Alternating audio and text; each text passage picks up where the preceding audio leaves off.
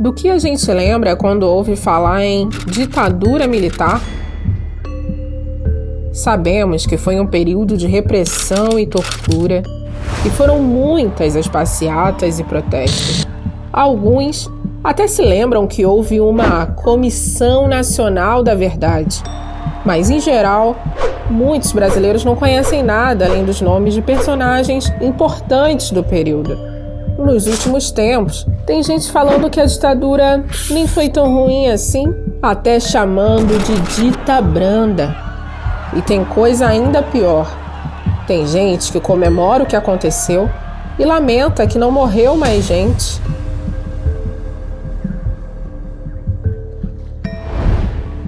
Enfim, muitas histórias já foram contadas sobre aquele tempo. Mas quantas histórias ainda falta contar?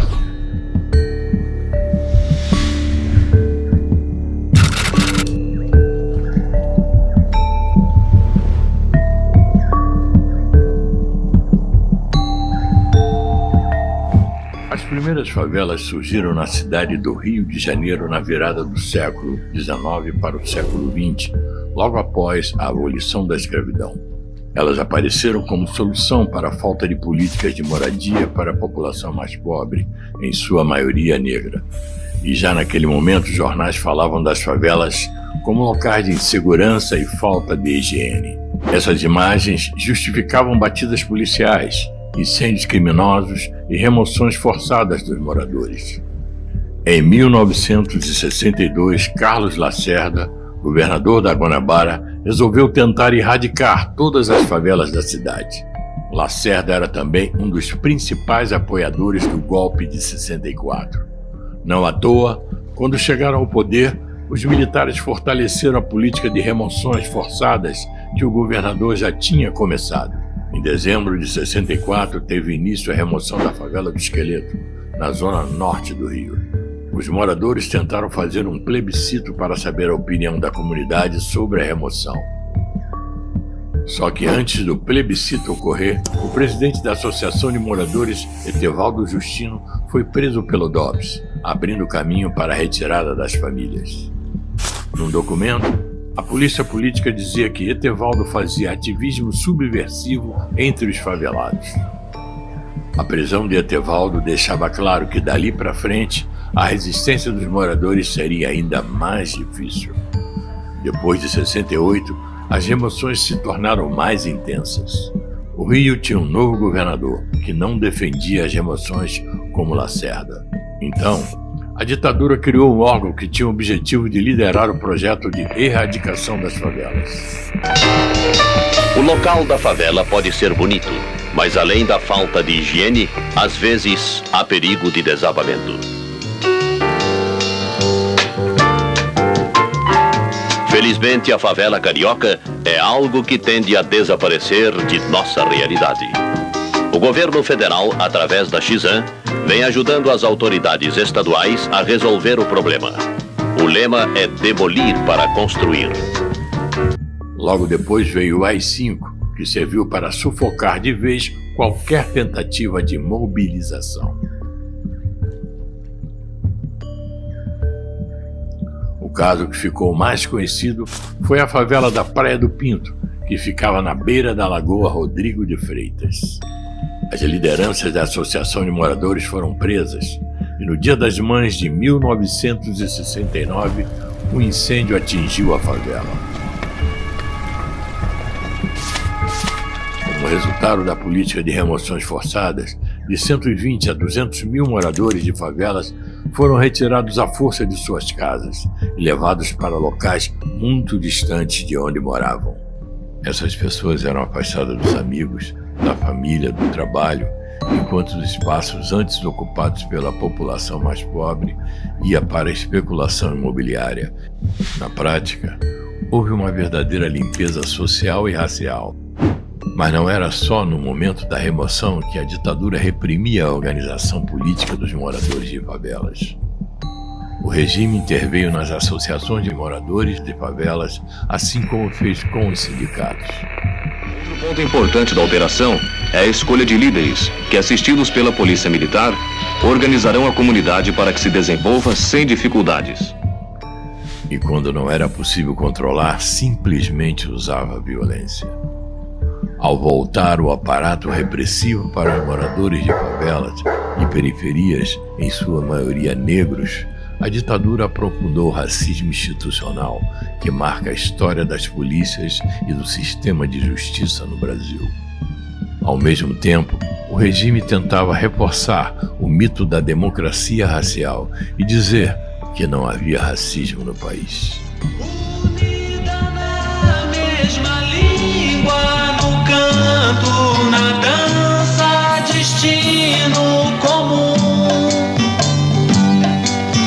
Índio, mulato e branco, de todas as cores, são todos por um.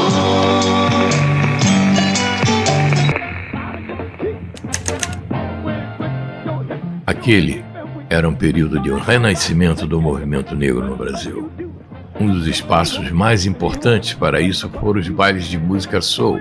As festas eram momentos de celebração da identidade negra, em que muitos jovens assumiram uma consciência racial.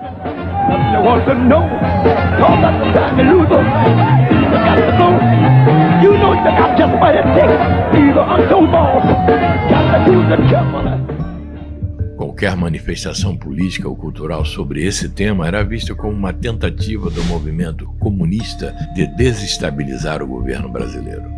Por isso, os organizadores dos bailes foram perseguidos e o tema foi censurado. Isso aconteceu comigo.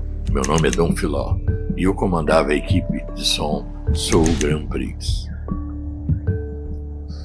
Em 1976, na saída de um baile, quando eu ia entrar no carro, meteram um capuz na minha cabeça e me levaram dentro de um camburão. Mais tarde, eu vim saber que era do quartel da Polícia do Exército.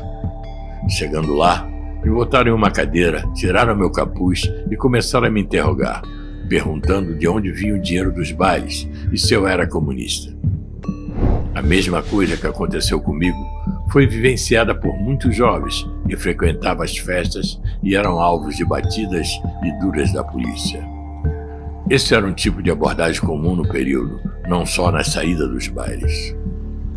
São muitos os relatos de jovens negros moradores de favelas que eram presos pela chamada Lei da Vadiagem.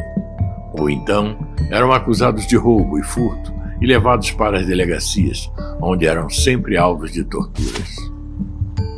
Assim como essas prisões, outra coisa que foi se tornando cada vez mais comum na ditadura foram os grupos de extermínio e esquadrões da morte.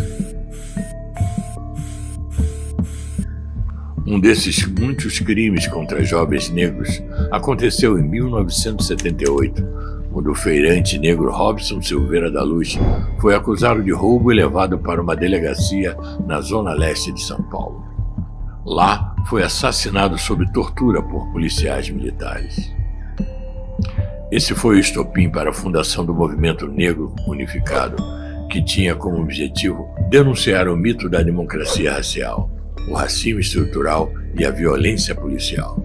As denúncias do MNU mostravam que um jovem negro não precisava carregar cartazes de oposição à ditadura para ser considerado inimigo do regime.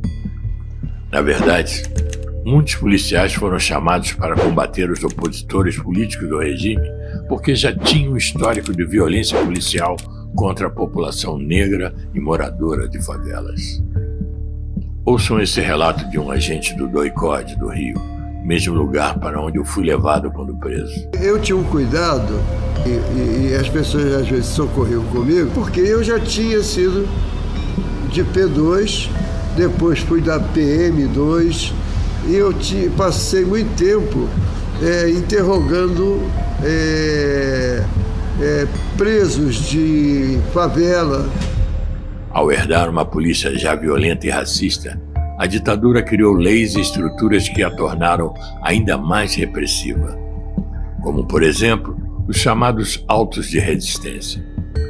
E quando veio a democracia, os opositores do regime pararam de ser perseguidos. Mas nós, negros e negras, não deixamos de ser vistos como inimigos. Porque isso vem lá da escravidão. Esses carros que levam esses meninos são os verdadeiros navios negreiros. Essas unidades socioeducativas são esses purão de navio que nos trouxeram lá da África.